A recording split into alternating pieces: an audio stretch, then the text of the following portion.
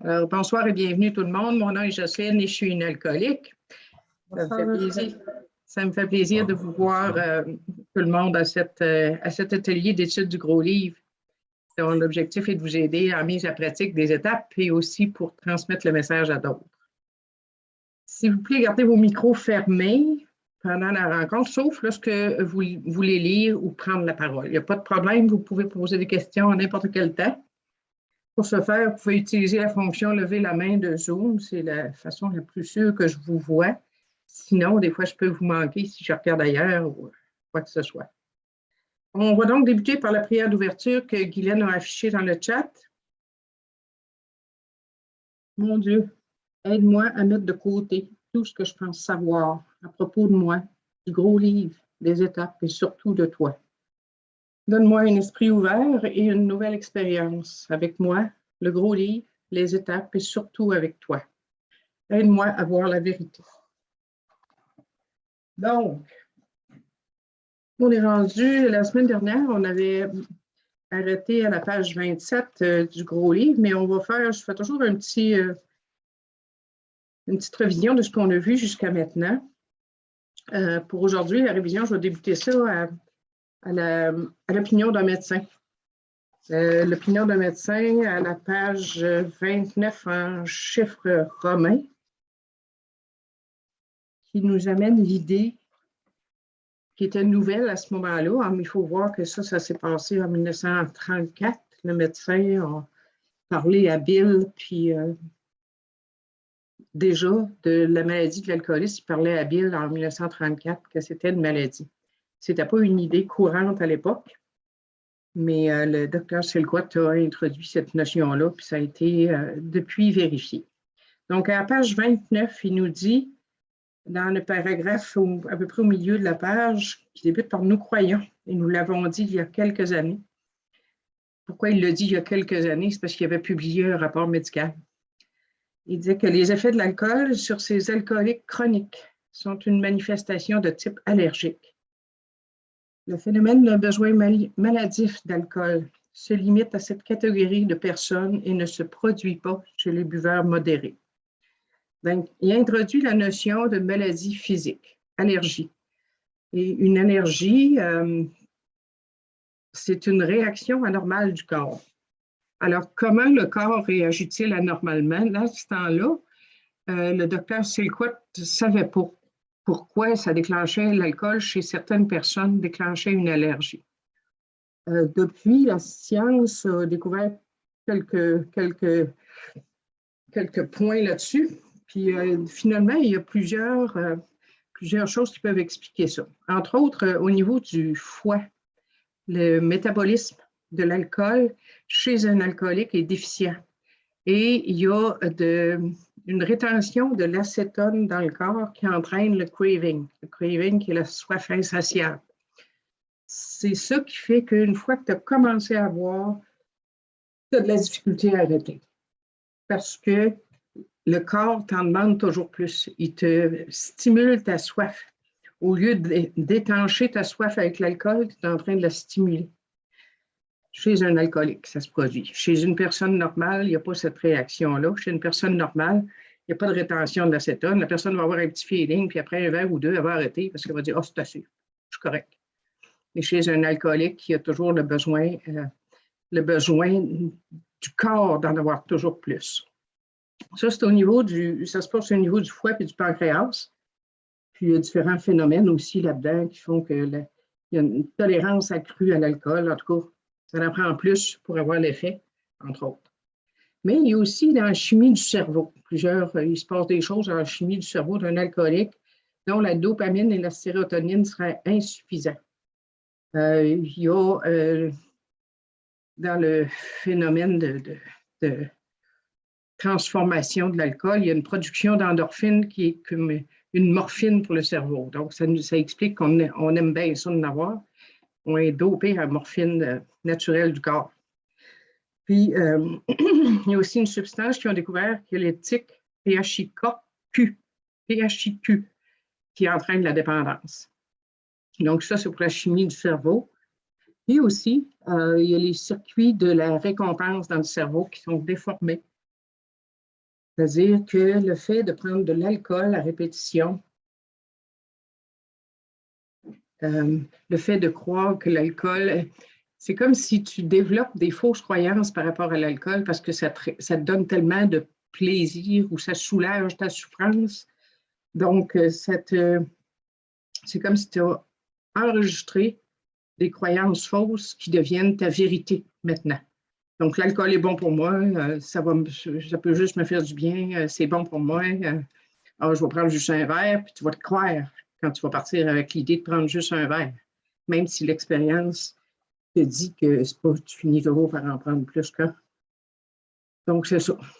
Donc, ça, c'est les réactions anormales du corps. Et ce que le docteur Selcott appelait l'allergie. Ensuite, il y a la page 30 qui nous dit les raisons pour lesquelles un alcoolique boit. Au milieu, premier paragraphe complet. Il dit « Hommes et femmes boivent essentiellement parce qu'ils aiment l'effet produit par l'alcool, l'impression d'évasion. » Évasion de quoi? Évasion du mal-être habituellement. L'impression d'évasion qu'il procure est telle que même si les buveurs admettent son effet nuisible sur la santé, ils ne peuvent plus, après un certain temps, différencier ce qui est bon de ce qui ne l'est pas. Pour les alcooliques, la vie qu'ils mènent est la seule qui soit normale. Donc, on pense toujours que c'est une autre qui sait la façon de boire correcte.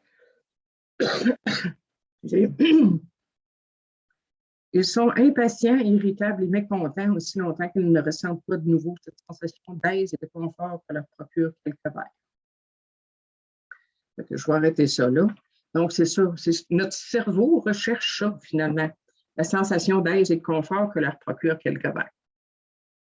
Donc, ça fait partie de la maladie mentale. Il a commencé, le docteur Selcott, là, à expliquer un peu la maladie mentale. Donc, le médecin finit par dire qu'à la page 32, dans l'avant-dernier paragraphe, la dernière ligne, la dernière phrase de ce paragraphe-là, il dit « Le seul remède que nous pouvons conseiller est l'abstinence totale. » Donc ça, l'abstinence totale, c'est correct pour la maladie physique.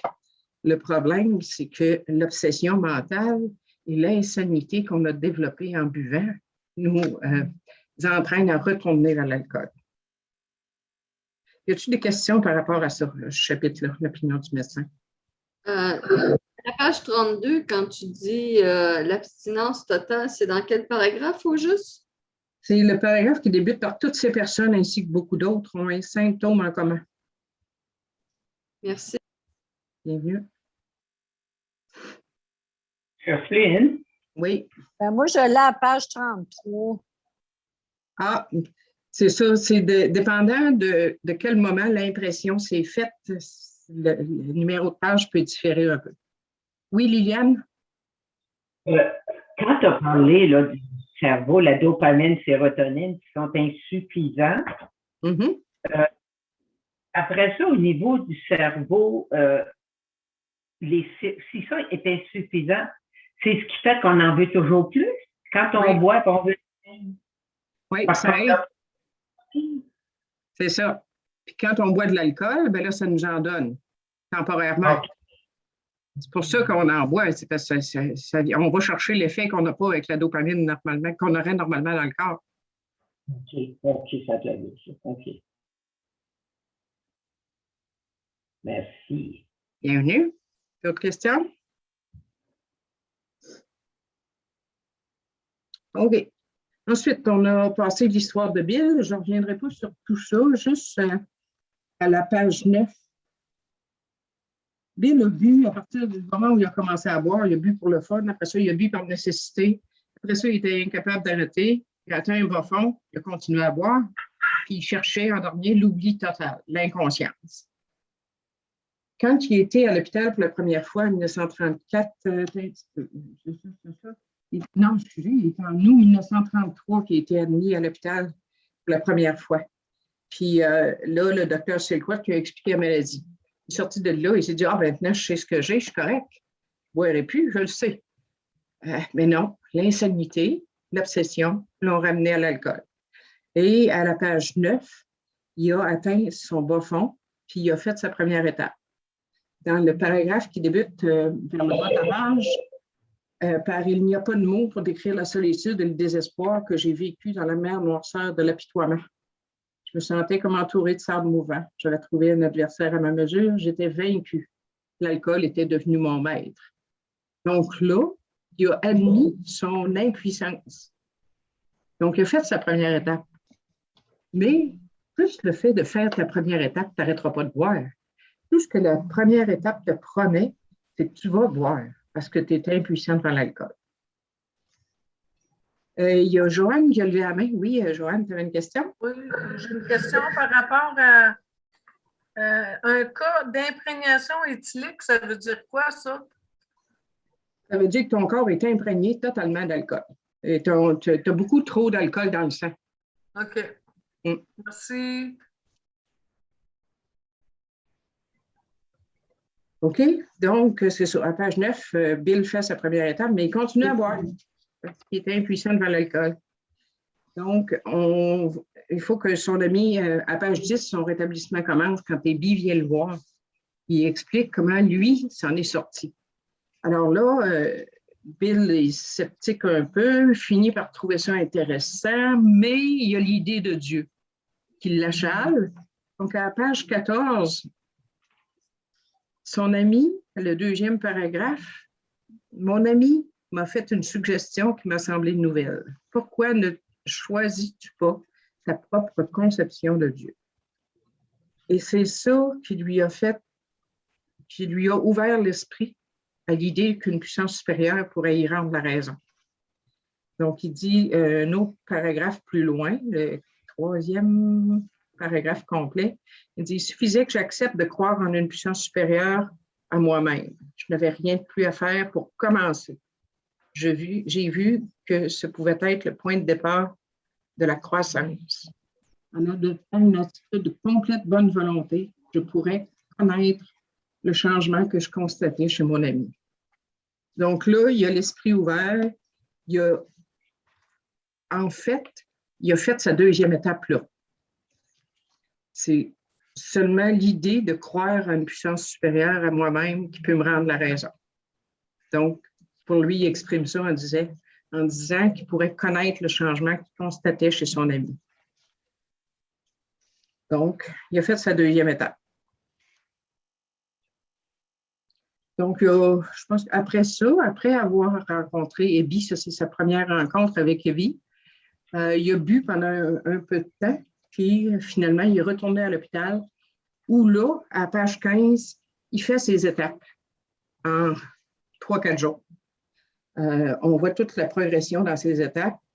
Puis après ça, il a vécu son expérience spirituelle. Donc, c'est pour ça que dans nos étapes, ça dit en 12e étape, après, ayant connu un réveil spirituel comme résultat de ces étapes. C'est ça que ça veut dire. Une fois que tu as travaillé tes étapes, normalement, tu vas avoir une expérience ou un éveil spirituel. Puis ça, on va en parler un peu plus aujourd'hui parce qu'on est rendu dans le chapitre il y a une solution. La solution, c'est Dieu. La solution, c'est une puissance supérieure à moi-même qui va me rendre la raison. Donc, dans le chapitre, y a-t-il des questions sur le chapitre de l'histoire de Bill?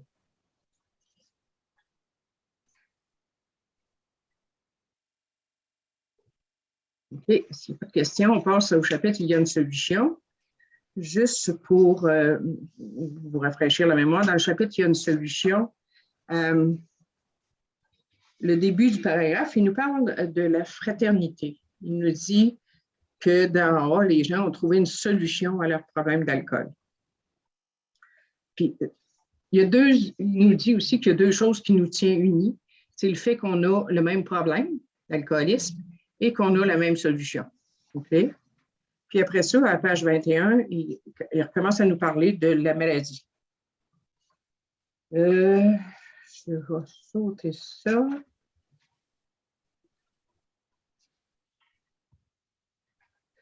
À la page 23, ils disent, dans le paragraphe, le premier paragraphe complet, Peut-être vous demandez-vous comment nous sommes arrivés à nous rendre malades à ce point en buvant. Sans doute aimeriez-vous savoir pourquoi et comment, en dépit de l'avis contraire d'experts en la matière, nous nous sommes rétablis d'une condition physique et mentale désespérée.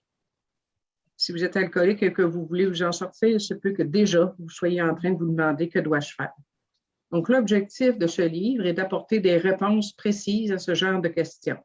Donc, le gros livre va apporter des réponses à la question pourquoi on s'est rendu malade, puis comment on a pu se rétablir. OK. Ensuite de ça, on va aller à la page 26. Le troisième paragraphe complet qui dit « Nous savons que l'alcoolique s'abstient de boire et cette abstinence peut durer des mois, voire des années. Un comportement semblable à celui d'un homme normal. Nous sommes aussi certains que s'il touche de nouveau à l'alcool, il se produit un phénomène physique, l'allergie, et mental, l'insanité ou l'obsession, qui le rend virtuellement incapable de s'arrêter. Tous les alcooliques qui ont fait cette expérience ne pourront que la confirmer. Les observations précédentes resteraient vaines et purement théoriques si notre homme, ou l'alcoolique, ne prenait jamais ce premier verre qui déclenche le cycle infernal. Donc, l'allergie physique, ce n'est pas un problème tant que tu ne bois pas. On s'entend? Le problème, c'est qu'un alcoolique est incapable de rester arrêté par ses propres forces. C'est ça le problème principal. L'allergie, c'est sûr que ce n'est pas drôle, là, mais s'il n'y avait pas l'insanité, on aurait juste à ne pas boire, on n'aurait aucune difficulté à ne pas boire, on n'aurait pas besoin des 12 étapes, puis on n'aurait pas besoin d'une puissance supérieure. On s'en fait. Mais le problème, c'est l'insanité. Et cela nous amène à croire, cela nous amène à croire que le problème est d'ordre psychique. Psychique, ça veut dire dans l'esprit, plutôt que physique. OK? À la page 27, on va recommencer là. La vérité tragique. Est-ce qu'il y a quelqu'un qui veut commencer puis lire ça? On va lire un paragraphe ou deux à la fois, puis je vais commenter. C'est qui que ça y tente de lire? Vas-y, Sylvie. Oui, Sylvie alcoolique. La vérité tragique est qu'il s'agit que s'il s'agit d'un véritable alcoolique, ce jour ne peut jamais arriver. Il a perdu tout contrôle. Tout alcoolique atteint le stade où même la plus grande volonté de cesser de boire n'est plus d'aucun secours. Dans presque tous les cas, ce moment tragique survient bien avant qu'on ne l'ait soupçonné. OK, tu peux lire l'autre paragraphe. Oui. Oui. Nous sommes forcés de reconnaître que la plupart d'entre nous, alcooliques, pour une raison inconnue, avons perdu notre liberté de choix devant l'alcool. Notre prétendue volonté n'existe à peu près plus. Parfois, nous sommes incapables de nous rappeler suffisamment les souffrances et les humiliations subies un mois ou même une semaine plus tôt. Nous sommes sans défense devant ce premier verre. C'est ça. Donc, c'est ça, il est en train de nous expliquer ici la maladie mentale. Le fait qu'on a perdu la liberté de choix, c'est que notre esprit nous a convaincus qu'on avait absolument besoin d'alcool, que ce soit pour relaxer, pour avoir du fun, pour moins souffrir. Peu importe la raison, notre esprit est contaminé par l'alcool, déformé par la prise d'alcool.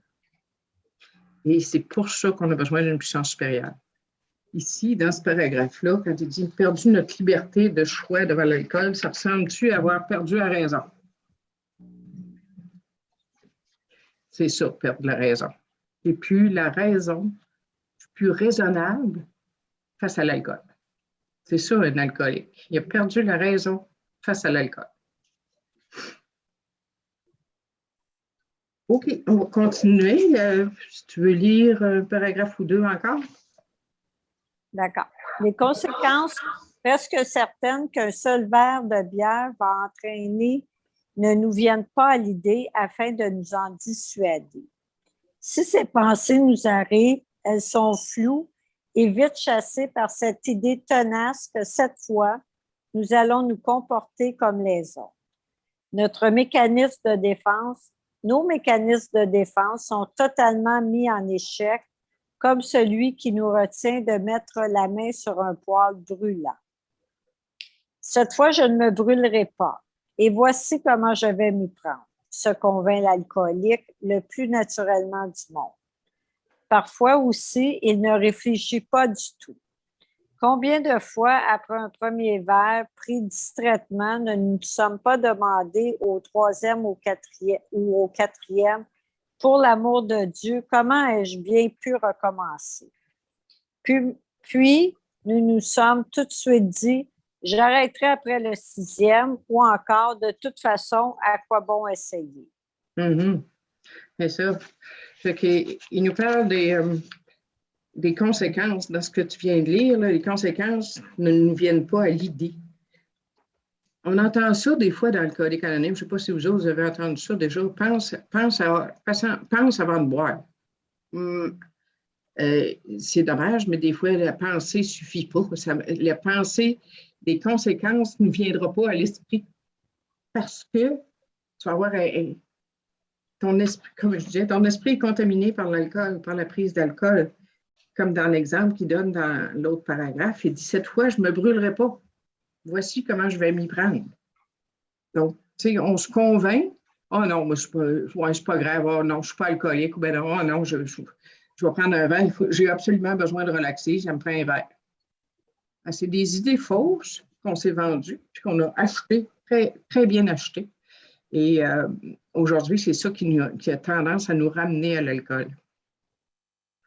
Je vous ai déjà parlé, je ne sais pas si tout le monde, probablement pas tout le monde a entendu parler, mais j'ai vu un documentaire, en tout cas, oui, un reportage qui a été fait par un membre, quelqu'un qui était membre des Alcooliques Anonymes puis qui n'arrivait pas à arrêter de boire avec or.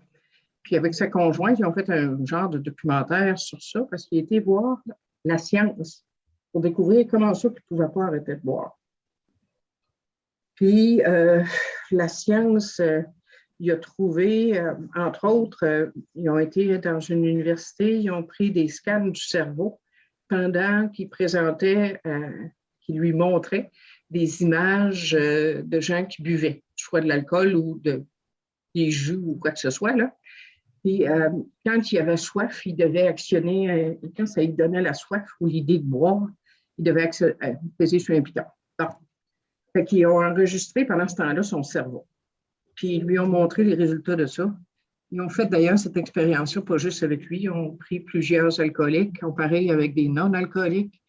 Puis, ce qu'ils ont trouvé, c'est que même si la personne n'est pas consciente d'avoir soif, les zones du cerveau, le centre des récompenses était activé, même si la personne n'en était pas consciente.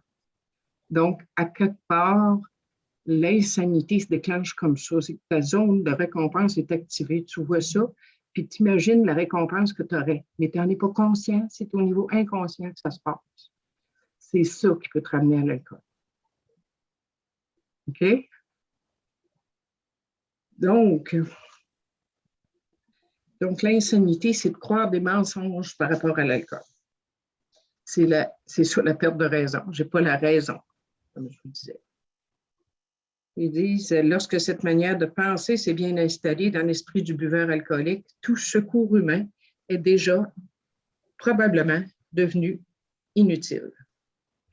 Et le malade en mourra ou perdra totalement la raison, à moins qu'il ne soit enfermé avant. Ces faits choquants et brutaux ont été confirmés par une foule d'alcooliques au cours de l'histoire. Cependant, n'eût été la grâce de Dieu, nous compterions des milliers d'autres exemples de ce genre. Il y a tant de buveurs qui veulent arrêter de boire, mais qui ne le peuvent pas. Alors, ils ne peuvent pas arrêter de boire à cause de l'insanité, pas à cause de la maladie physique. OK? Est-ce qu'il y a quelqu'un d'autre qui veut lire un bout?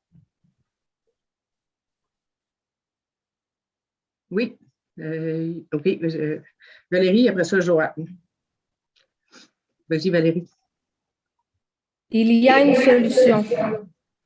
La plupart d'entre nous n'aimions pas l'idée de faire notre inventaire, de marcher sur notre amour-propre, d'admettre nos défauts, toutes choses nécessaires pour que le processus de rétablissement réussisse pleinement. Cependant, nous avons vu que cela avait réellement marché pour d'autres et nous en étions venus à croire que la vie telle que nous la vivions était futile et sans espoir. C'est pourquoi, lorsque nous avons été abordés par ceux qui avaient réglé leurs problèmes d'alcool, il ne nous restait rien d'autre à faire que de prendre le simple coffre d'outils spirituels qui nous était offert. Nous avons découvert un coin du paradis et nous avons été propulsés dans une 4e dimension de l'existence que jamais nous n'aurions pu imaginer. Mm-hmm. Donc là, il commence à nous parler de la 2e étape. Il y a une solution. La solution, c'est nous en sommes venus à croire qu'une puissance supérieure pouvait nous rendre la raison. C'est de choisir une puissance supérieure à quelque part, de choisir de croire en quelque chose de plus fort que nous autres, et de croire vraiment qu'il pourrait nous rendre la raison. Il y a une chose ici, attendez-moi un petit peu. J'ai pris une note, puis je cherche ma référence pour ça. Quand il dit, c'est pourquoi lorsque nous avons été abordés par ceux qui avaient réglé leurs problèmes d'alcool, c'est pas moi qui vais régler mon problème d'alcool. Je vais faire le choix de confier ma vie à Dieu. C'est Dieu qui va régler mon problème d'alcool. Donc, je cherche en anglais comment c'est dit. D'après moi, c'est dit, c'est la page 25.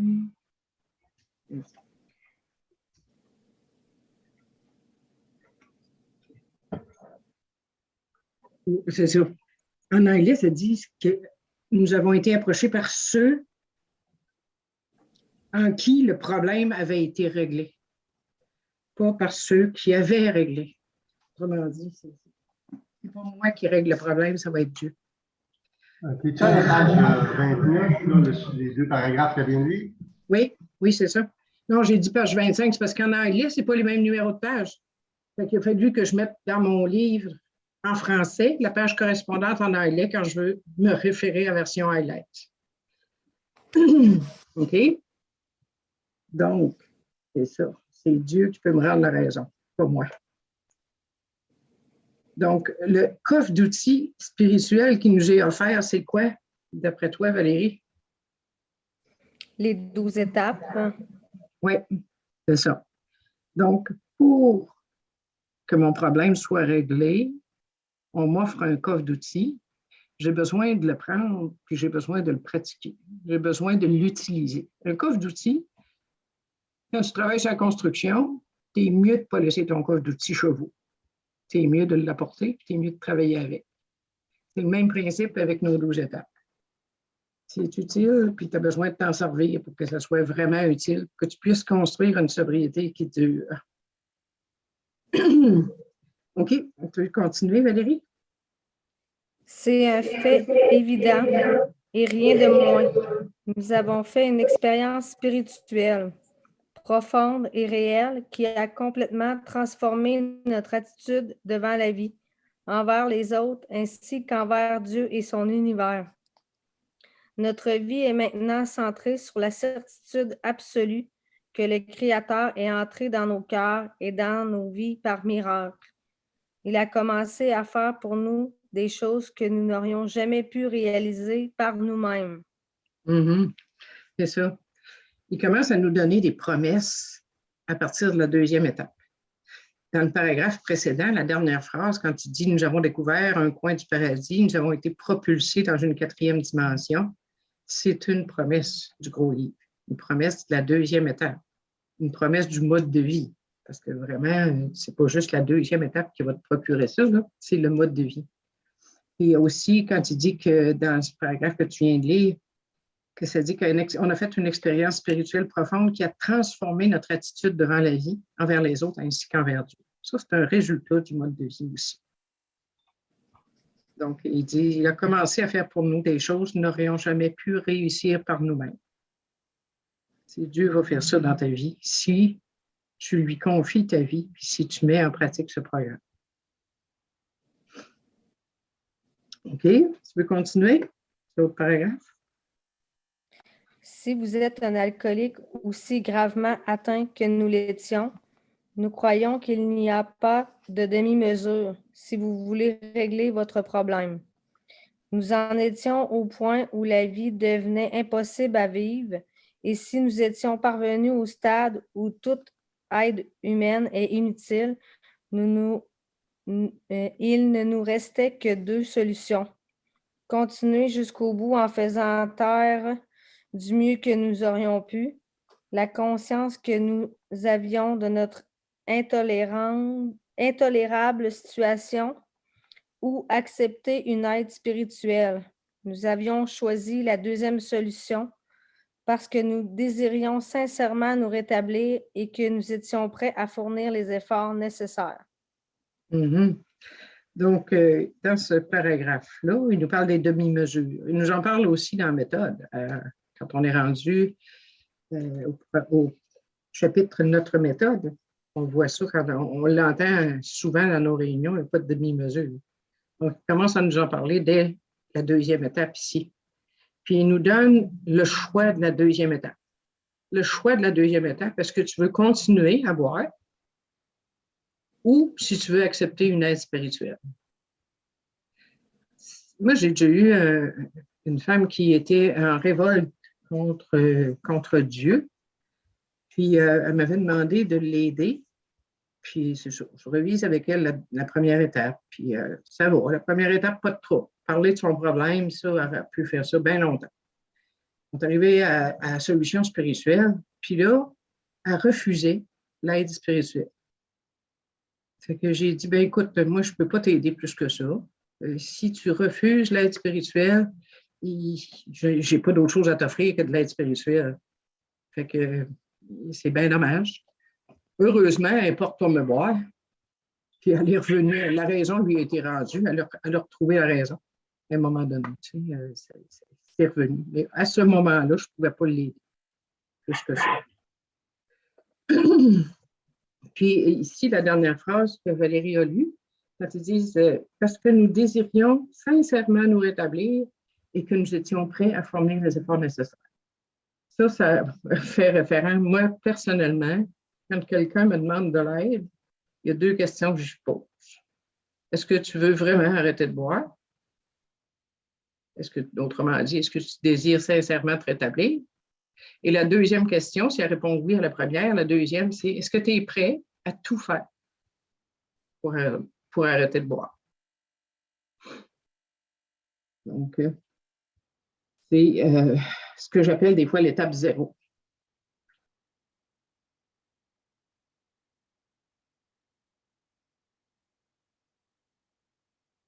Excuse-moi, je sais même. Oui. Tu viens de dire, es-tu prêt à tout faire? Ce serait pas mieux de dire pour rester arrêté et vivre une vie qui est de l'allure? Oui, tu peux le dire de cette façon-là si tu veux. Il n'y a pas de trouble. Tu peux poser la question comme ça. Nicole, tu as levé la main, c'est-tu parce que tu as une question? Oui, bonjour tout le monde, c'est Nicole. Je ne suis pas capable de mettre ma vidéo, là, c'est pour ça que vous ne me voyez pas. Je ne sais pas à cause c'est enregistré. Hein. De toute façon, je suis avec vous autres. Mais moi, c'est ça, quand quelqu'un me dit « Es-tu prête à tout faire? » Mais tout faire, c'est... Ça va jusqu'à où, tout faire? Donc, vas-tu lâcher ma job? Vas-tu lâcher mon chum? Vas-tu... C'est tout faire ce que le programme me dit de faire, les étapes me disent de faire, ou tout faire, tu sais, tasser les gens qui boivent, qui consomment, même si c'est ma mère, puis mes frères, mes soeurs. Ben, c'est une bonne question. Bonne question, Nicole. Effectivement. À ce moment-là, tout faire, moi, si la personne me demande c'est quoi tout faire, je vais lui dire, es-tu prêt à faire le programme et le mode de vie, les étapes? Okay. C'est ça, tout faire. OK. Es-tu prêt à faire les efforts que demandent ces étapes-là? OK. Mm. Ouais, merci parce que ça m'éclaire parce que souvent j'arrive là-dessus et je me dis, ouais, je suis prête à tout faire. Mhm. Ouais. Ouais, mais là, c'est ça. À l'intérieur du programme. Là. C'est ça. Parce que OK. dans le colique anonyme, quand tu guides une autre personne ou tu marraines ou parraines quelqu'un, tu n'es pas là pour lui dire comment vivre sa vie. Qui fréquenter ou pas fréquenter, laisser son chum ou pas laisser son chum, peu importe. On n'a pas à se mêler de la vie de l'autre personne. On n'a pas de conseils à y donner là-dedans. La seule chose qu'on peut faire quand on marraine ou pas, la job d'un parrain ou d'une marraine, c'est de guider dans le mode de vie. C'est ça la job d'un parrain ou d'une marraine. Pas de dire quoi faire à l'autre dans sa vie personnelle. Alors, merci. Ah, mais c'est ça comme réponse. C'est beaucoup. Bienvenue. OK. OK, on est rendu. OK. Là, je vais vous résumer le reste quand il parle de voici l'histoire d'un homme d'affaires américain qui, bien que connu pour son talent, son jugement et sa forte personnalité, errait d'une clinique à l'autre. Ça, c'est l'histoire de Rowland, R-O-W-L-A-N-D. C'est lui, Rowland, qui a apporté le message à Abby et Abby a apporté le message à Bill. Donc, c'est un personnage important de l'histoire des alcooliques anonymes. Il a fréquenté les groupes Oxford en même temps que Bill, Abby, puis d'autres qui sont arrivés au début. Mais il ne s'est jamais, comment je dirais bien ça, il ne s'est jamais identifié dans Alcoolique Anonyme. Il a fréquenté les groupes Oxford, puis il a mis en pratique le programme spirituel, mais il ne s'est jamais identifié au groupe d'alcooliques qui ont formé Alcoolique Anonyme plus tard. Mais c'est un personnage important parce qu'il a consulté des psychologues, des psychiatres aux États-Unis, puis éventuellement, il est allé en Europe. Et la petite histoire qui est pas marquée là-dedans, c'est qu'il avait demandé à Freud de le psychanalyser. Et Freud n'avait pas le temps. Il est allé voir un autre psychiatre réputé, je pense que c'est Adler, puis lui non plus, il n'avait pas le temps. Il est arrivé à Jung, puis Jung a dit oui, a pris le temps. Et il a consulté Jung pendant 1 an pour sa psychanalyse. Heureusement qu'il est allé vers Jung plutôt que Freud, parce qu'on serait encore en train de s'analyser notre inconscient pendant des années. Mais Jung, il a fait une psychanalyse, puis bon, Rowland, après 1 an, est sorti de là confiant qu'il pourrait rester arrêté, il pourrait demeurer abstinent. Mais il a recommencé à boire. Puis là, ben, il est retourné voir Jung, puis il a demandé comment ça que je ne peux pas arrêter de boire.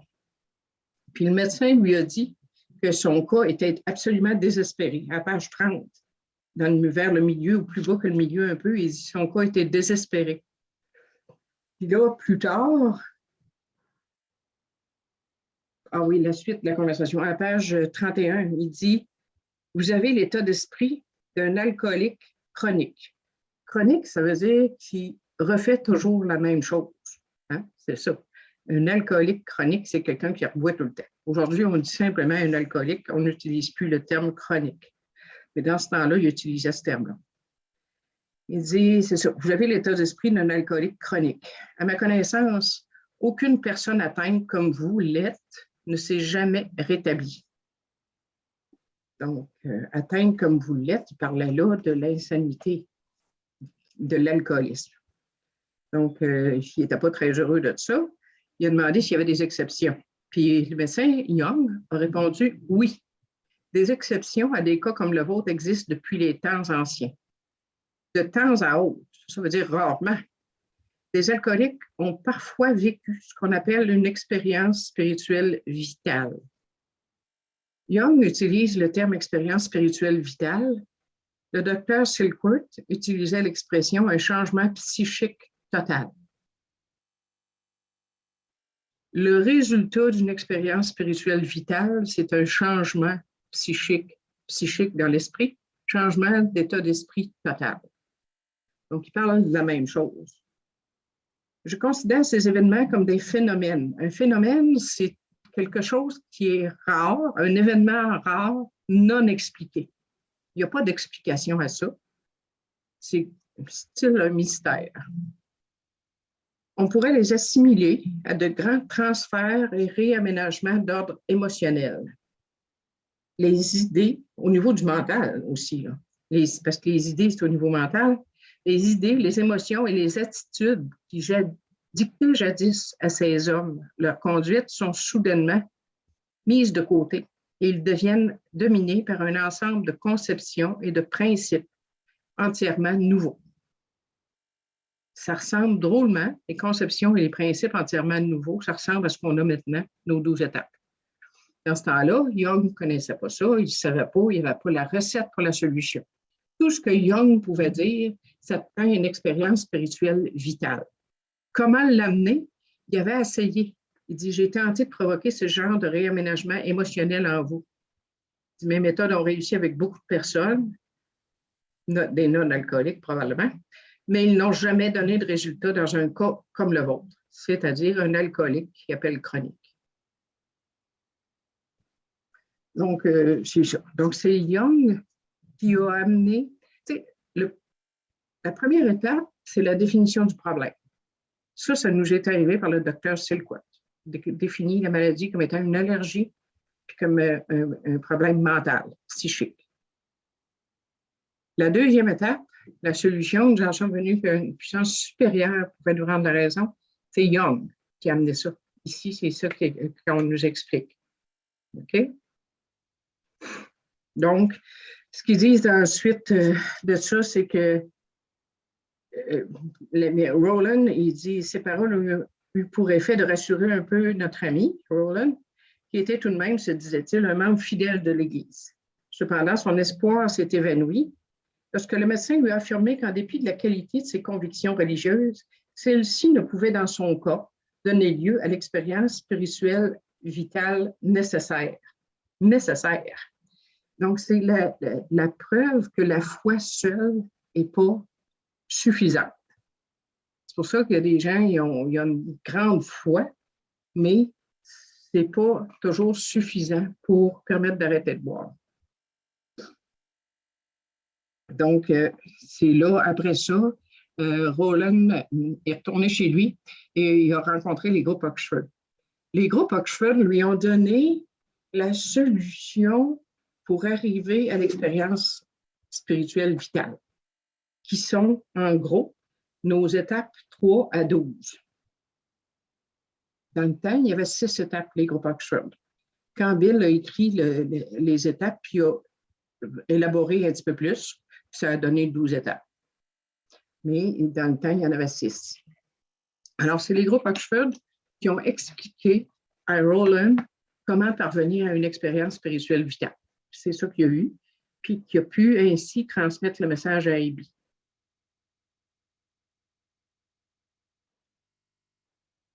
Donc, il dit plus bas, c'est-à-dire vous autres, vous êtes rendus à page 32, il dit, nous avons à notre tour cherché la même issue avec l'énergie désespérée de celui qui se noie. Ce qui semblait d'abord être un mince roseau. Un roseau, ce n'est pas très solide, hein? C'est révélé être la main forte et secourable de Dieu. Une nouvelle vie, ou plutôt un mode de vie vraiment efficace nous a été offert. Donc, le mode de vie nous est offert. Et comme je disais tout à l'heure, on a besoin de le mettre en pratique pour que ça marche vraiment.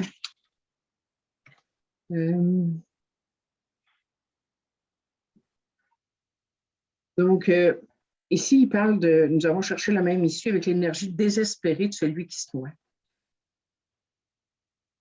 C'est pour ça qu'il parle d'en haut d'un bas fond, atteindre un bas fond, la nécessité d'atteindre un bas fond pour avoir la motivation nécessaire pour appliquer ce mode de vie-là. Si tu n'as pas atteint de bas fond, pas si pire que ça, vas-tu avoir envie de t'en sortir avec suffisamment de désir ou de volonté pour mettre en pratique ce mode de vie-là? Pas sûr. Et c'est pour ça que le désespoir est un cadeau, dans le sens que ça t'amène à chercher autre chose. Un peu comme un bas fond, c'est comme si quand tu plonges dans une piscine, puis quand tu atteins le fond, tu touches le fond avec tes pieds, tu te donnes un élan avec tes pieds pour remonter à la surface. Bien, c'est un peu pour ça qu'un bas fond est nécessaire. C'est parce que tu vas te donner, tu vas chercher avec énergie une solution. Tu vas être motivé à changer. Valérie, tu veux-tu lire le paragraphe dans son livre?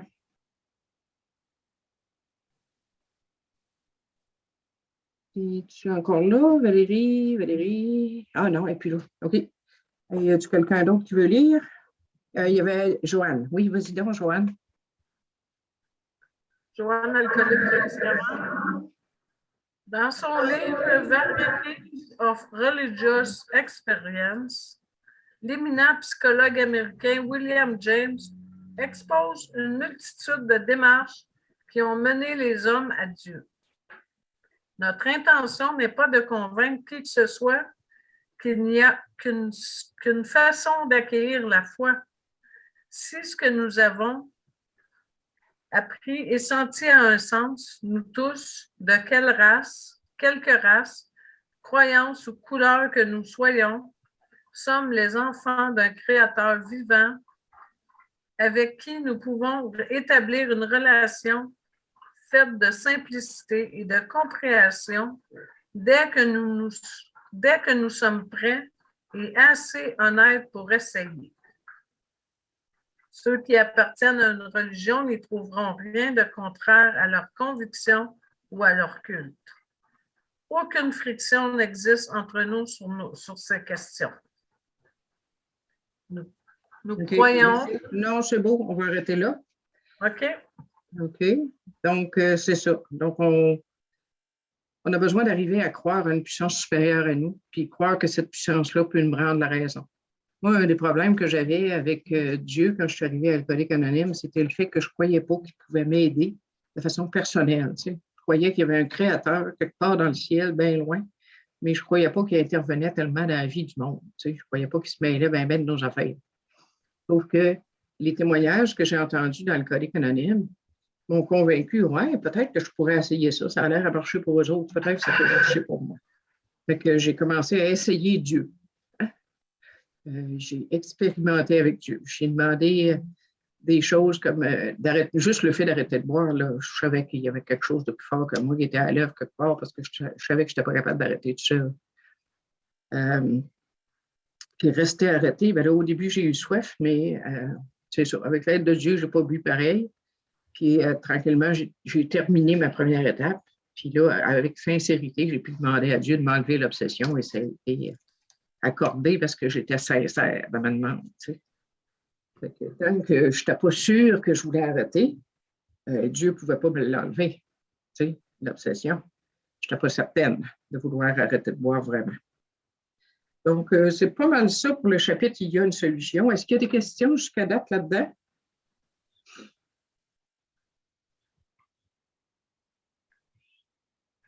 Dès que nous sommes prêts, là, Ouais, c'est pour la deuxième étape. Attends un petit peu. Où c'est que t'es, ça? C'est que nous sommes Dans le prêts. milieu, là, les cinq dernières lignes là, du deuxième paragraphe. Ah oui, OK, oui, dès que nous sommes prêts. Nous pouvons établir une relation faite de simplicité, de compréhension dès que nous sommes prêts et assez honnêtes pour essayer. Oui, c'est ça. Dès la deuxième étape, tu peux établir une relation avec une puissance supérieure. Tu sais, en deuxième étape, je vais commencer à prier, c'est bien sûr. Là, je vais commencer à demander à Dieu des choses. C'est ça que j'ai fait, moi. C'est ça que la plupart des membres font aussi, là, dès le début. Parce qu'on sait, normalement, après ta première étape, si ta première étape est bien faite, tu sais que tu ne peux pas t'en sortir tout seul. Fait que tu vas avoir envie de trouver une solution, puis tu vas demander à cette puissance-là que tu peux ne pas comprendre. Moi, je ne comprenais pas Dieu, puis ce que j'avais appris de Dieu, ça ne faisait pas mon affaire. Ça fait que je n'étais pas ce Dieu-là que je demandais. Là. C'était un Dieu que je ne comprenais pas trop, mais je lui demandais de me donner de la paix, de me donner un peu de courage, faire face à certaines situations, puis ça marchait. Fait que j'ai expérimenté, puis ma croyance, tranquillement, s'est changée en foi. En foi qui était une certitude. Maintenant, j'ai la certitude que Dieu agit dans ma vie. j'ai la certitude que Dieu est avec moi et qu'il peut m'aider dans toutes les circonstances. Parce que je l'ai mise à l'épreuve cette fois-là, par les circonstances de la vie qui me sont arrivées depuis. Donc, c'est beau. On va aller à l'appendice 2. Parce que, à quelque part, à la page 31, dans le bas, il y avait un petit point qui disait « Ce point est traité plus en profondeur à l'appendice 2 ». Donc, on va aller à l'appendice 2 tout de suite, qui parle de l'expérience spirituelle. Tu veux-tu continuer le premier paragraphe, Joanne? Oui. Les expériences spirituelles.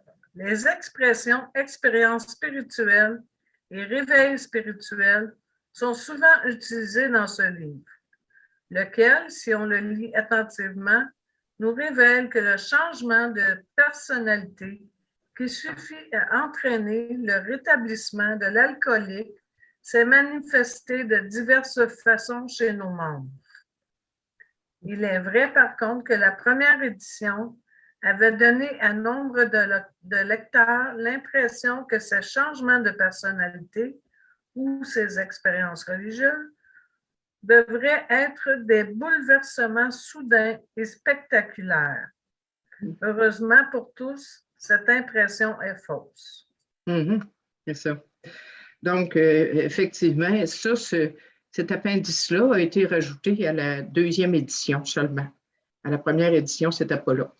C'est parce qu'ils se sont aperçus avec l'expérience que les membres ne comprenaient pas trop ou qu'ils s'attendaient à avoir une expérience spirituelle comme Bill, là, tu sais, avoir une lumière blanche puis avoir un changement soudain de personnalité, ce qui n'est pas tout à fait le cas pour la plupart des membres.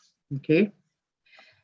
Puis dans cet appendice-là, qui est 2 pages seulement, il y a souvent des termes il utilise des termes différents pour décrire la même chose, comme par exemple expérience spirituelle ou réveil spirituel, qui correspond en fait à un changement de personnalité ou aussi au changement psychique total dont parlait le docteur Silkworth.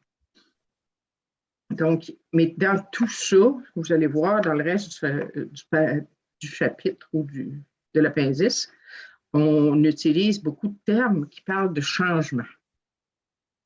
Un réveil spirituel, c'est un changement au niveau spirituel qui amène un changement dans la personnalité de la personne.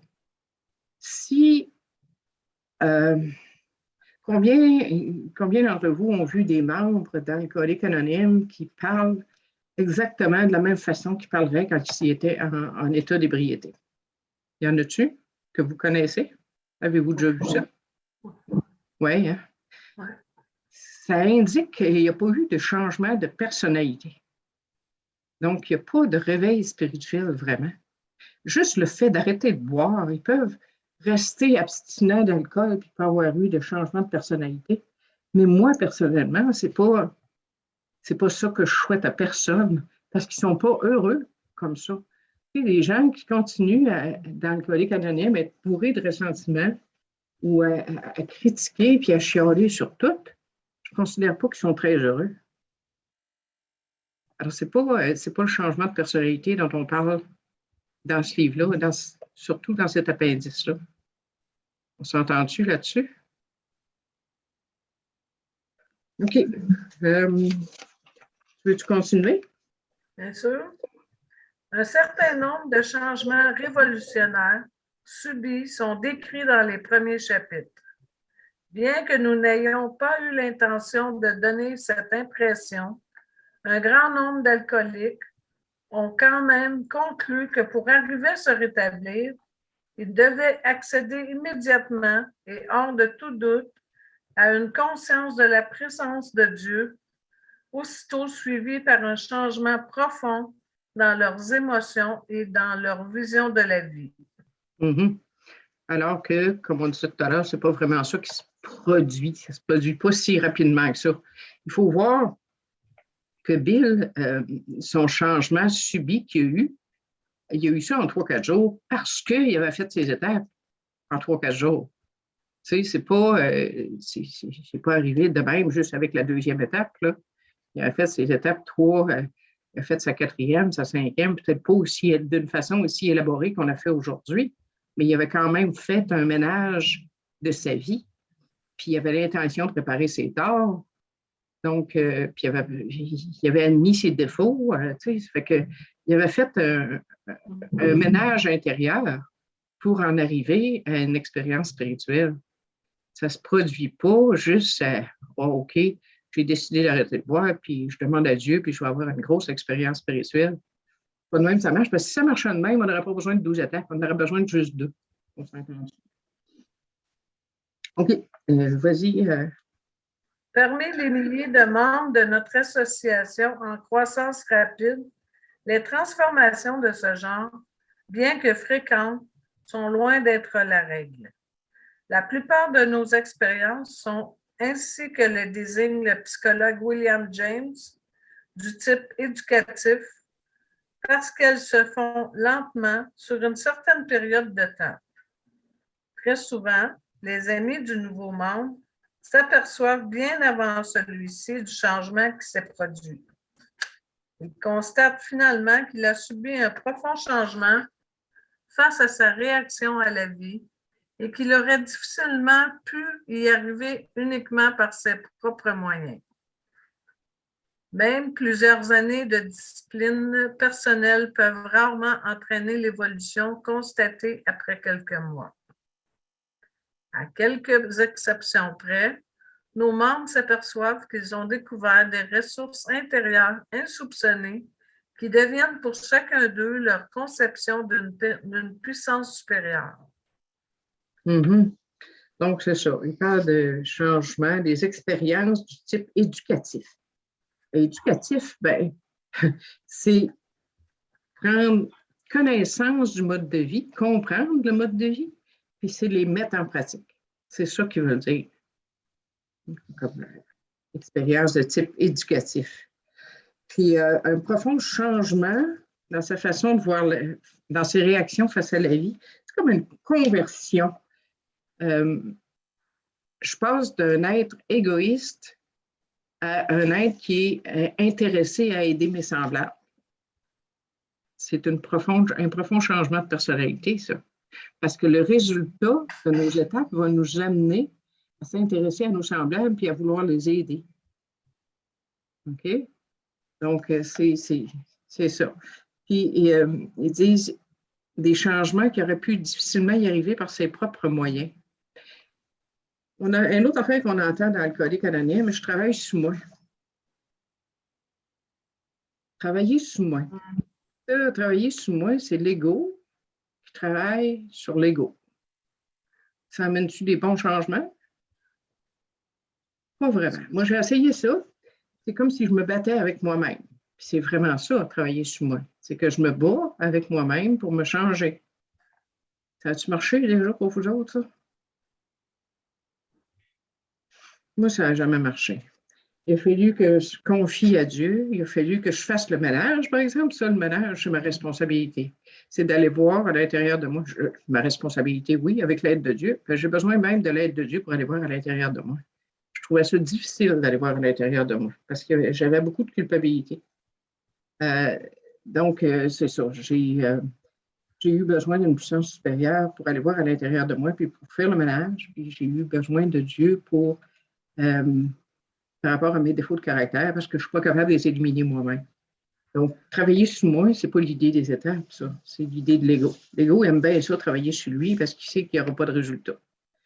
J'avais une main levée, Sylvie, puis je pense qu'il y avait quelqu'un d'autre aussi qui avait levé la main. OK, vas-y, Sylvie.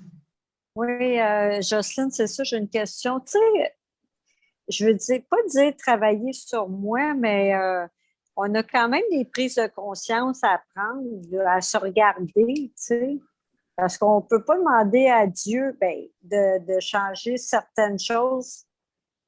Je ne sais pas si je m'exprime bien, là, mais sans travailler sur nous autres, prendre conscience de certains de nos comportements ou nos réactions qui sont inadéquates. Puis à ce moment-là, les confier à Dieu. Mais je dis, peut-être le mot travailler sur soi n'est pas correct, mais au moins être consciente.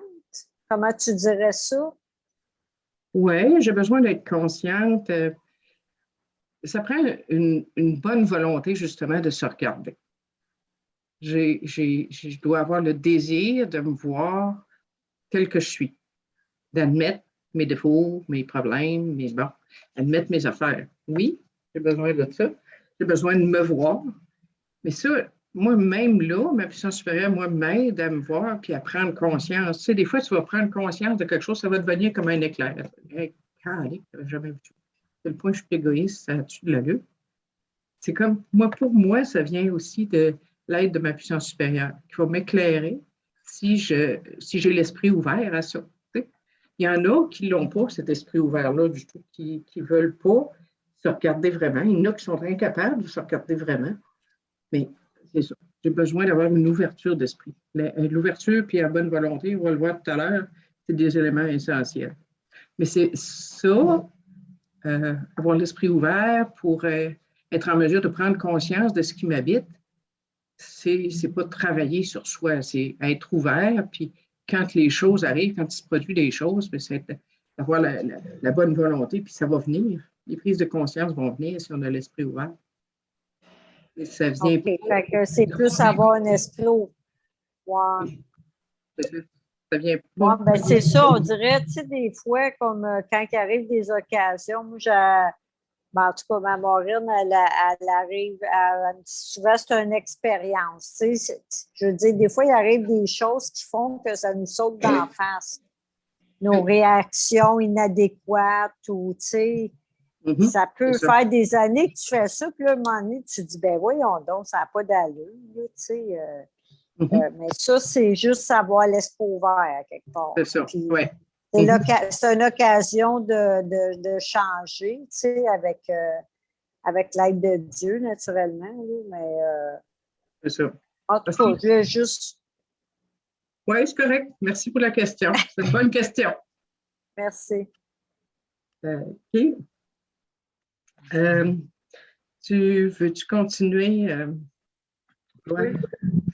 La plupart d'entre nous croyons que cette conscience de la présence d'une puissance supérieure à nous-mêmes constitue l'essence même de l'expérience spirituelle. Les plus religieux d'entre nos membres parlent de conscience de la présence de Dieu. Puis ça, on retrouve cette notion-là dans la 11e étape. OK? Je peux continuer?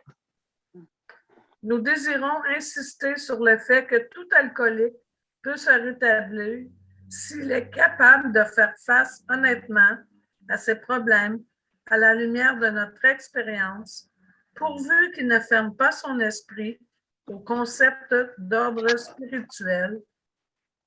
Il ne peut pas réussir en adoptant une attitude d'intolérance ou de rejet agressif. OK. Merci.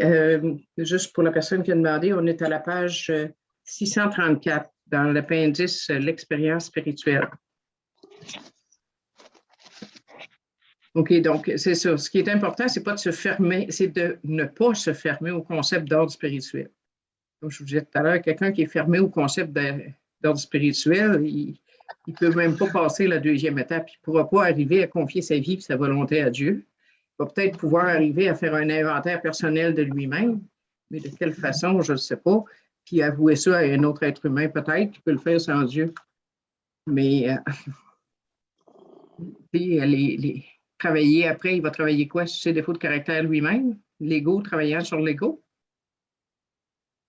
Moi, je ne vois pas de... C'est un programme spirituel. Programme spirituel, donc ça veut dire que tu as un aide spirituel, que tu as besoin de ça. Veux-tu continuer? À notre avis, l'aspect spirituel de notre programme ne devrait poser de difficulté à personne. La bonne volonté, l'honnêteté et l'ouverture d'esprit sont des éléments nécessaires pour le rétablissement. Ils sont même indispensables. C'est ça. Donc, la bonne volonté, l'honnêteté et l'ouverture d'esprit. Puis la bonne volonté vient, comme je vous disais tout à l'heure, du fait d'avoir admis mon impuissance.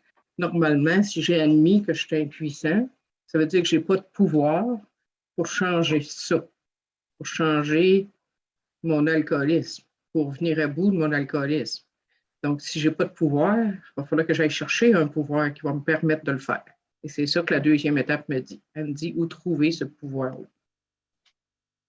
Ça va-tu pour ça? Y a-tu des questions sur ce qu'on vient de lire, sur ce qu'on a lu ce soir, dans le fond? D'autres questions?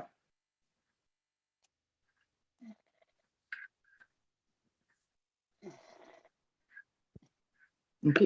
S'il n'y en a pas, je vais arrêter l'enregistrement.